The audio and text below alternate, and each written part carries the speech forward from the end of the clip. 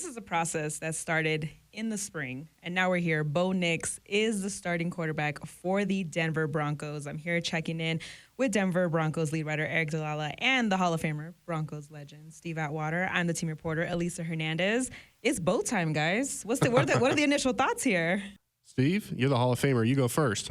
To me, I wouldn't say that it's really a surprise. I guess the surprising thing is that as a rookie, this is seldom done where a guy comes in and really impresses. And I think Sean mentioned it. It was kind of obvious. It had to be obvious to everybody, right? It had to be obvious to his teammates, to the coaches, and even to us, I think, in the audience watching, it seemed pretty obvious that he was just a little bit ahead of where everyone else was. And he's got the traits of a great quarterback, and we'll see where it goes from here. Yeah, he earned it, right? And I think that's what's most important. From the very second he was drafted, he came in here and he said, I'm not worried about being the 12th overall pick. I have bigger goals that I want to accomplish here, and I loved that attitude at the time. I love it now still. Sean Payton at the very beginning said, we're going to roll the ball out and let these guys compete. And Bo Nix, that was your sign, was right away he took reps with the starters when he first got here. And he took advantage of those reps, played well in the preseason, and proved himself and earned it. Like we said, that's super important. And I'm excited to see where this goes. And I just love the mentality of I've got more to prove from Bo, because that's what you want from your quarterback. He's a very mature guy, right? And you get that from having 61 starts in NCAA. And I think with the preseason game under his belt, he showed a lot on the field. But what impressed you guys during training camp the most? I would say for me, mostly just the maturity, the maturity to really early on get into the playbook and get the plays down, get all the adjustments. And as quarterbacks, you got to know so many different things and all of the different adjustments for the plays and the verbiage. It's a lot. And for him to be able to get it down in such so quickly is super impressive to me. And that really speaks to his maturity and how he's able to sit down and focus on the task at hand. Yeah, I think for me, there's not much that didn't impress me. And I think if you were scripting this out from the time he was drafted, it's hard to imagine, at least I think we said this after the game, it's hard to imagine this going any better than it has, just because he's shown his mobility, which I think is better than a lot of people expected. Certainly Sean Payton and the Broncos front office knew about it, but I think nationally people are like, whoa, Bo Nix is kind of sneaky fast. Some of the defenders have said that. He's processed well, like you mentioned, Steve. I think the thing I love, he's thrown in the middle of the field. He's attacking downfield, stepping up in the pocket. Wasn't sacked in the preseason so far. He's not making the same mistakes twice. He has, one interception during training camp, and that's it. And then you look at the preseason, week 1 against the Colts, there's some footwork issues.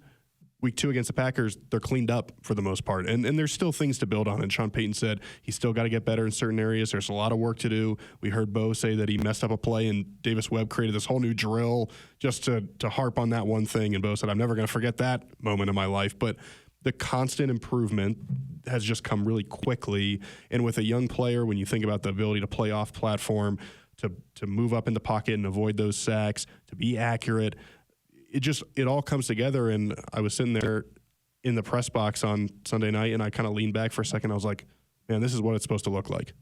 Yeah, and I think one of the things that stood out when Bo Nix was talking to the media was he said that quarterback room has really helped him. And he even said, I wouldn't be here without these guys. And he definitely gave them their flowers. Patrick Surtain also did the same, saying that all 3 of those quarterbacks competed as if they were going to be the starter. And Bo had said that it was one of those things that you look at in this room and the mentality doesn't change. They're all kind of rooting for each other. And that's one thing that this team, although young and hungry, they're all kind of rooting for that. How do you see Bo Nix winning over this locker room, creating that leadership and that separation to be the guy? Well, I would say his spoken leadership is one thing, but the way that he performs on the field, I think that's what grabbed guys' attention, his teammates' attention. And each day, he's just consistent. And as days go on, the guys, they may not say it directly to him, to Bo, but amongst themselves, they're like, we got something here. We have something here. And so he's built the confidence of the locker room and the coaches and everybody else too. But I think that's most important. And so when Coach Payton announces that he's the starting quarterback, nobody's saying, what the heck is he doing? they've seen it. It's been proven. So I'm really happy for them, and I'm happy for this team because we're going to finally, I believe, be able to get out of the hole that we've been in here for the last several years. And the veteran guys, Garrett Bowles, man, I'm so happy for him too. But we're a long way from actually seeing what he actually produces. But at this stage, I'm extremely happy. Yeah, and there's hope, right? There's excitement. That's what you need. That's what you want from a young quarterback. That's part of what Bo brings. And I think if you're Cortland Sutton, you're Tim Patrick, you buy in and you can't fake it, right? As you know, Steve, you see it on the field or you don't, and they've seen it on the field. Sean Payton said, hey, that's one of the reasons we let this competition take its course, because if you don't do that, the locker room doesn't buy in. You've heard Tim Patrick say, hey, Bo, he's being Bo Nix. I think they appreciate that he's authentic to himself. He's not trying to be something he's not.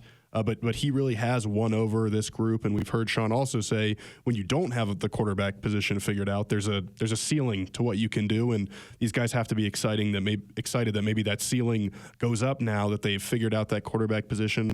I do one more thing, Elisa. You mentioned Zach Wilson, Jarrett Stidham.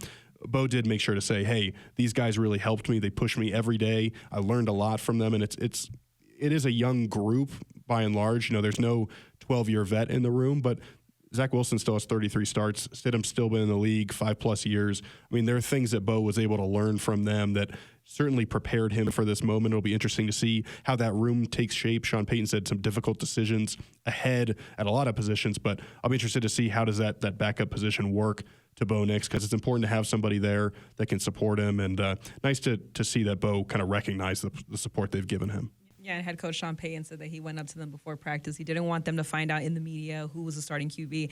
And that when Bo Nix was told, that he just smiled and then was like, okay, time to go to work and time to go to practice, which I think also just shows the mentality of the confidence that all those guys had. There wasn't, cake and flowers, as Sean Payton said. But you guys didn't see him do the backflip when he told him? Oh, yeah, Steve has special access than we do. But, yeah, I mean, I think that shows that confidence level of kind of like, every guy knew that any number can be called, right? And I think they were all ready for that. Now, Nix will be the first Broncos rookie quarterback to start in a game in a regular season opener since John Elway in 1983. Now, for all our Broncos country out there that's excited to hear that stat, Elway's first game did not go as planned, right? He was 1 of 8 for 14 yards of interception and was also sacked 4 times. Well, you got to take into consideration back then, the technology wasn't as great as it was, and now, like, as soon as guys are drafted, they can basically come and get with the team shortly thereafter. It may take a week or two, but back in the day, you had to finish up with your graduation or whatever, and again, the technology just wasn't what it was. I bet Bo Nix, after he was drafted, he had an iPad with the offense on it where he could study it. And I'm not making excuses for John, but, the NFL has come a long way. And,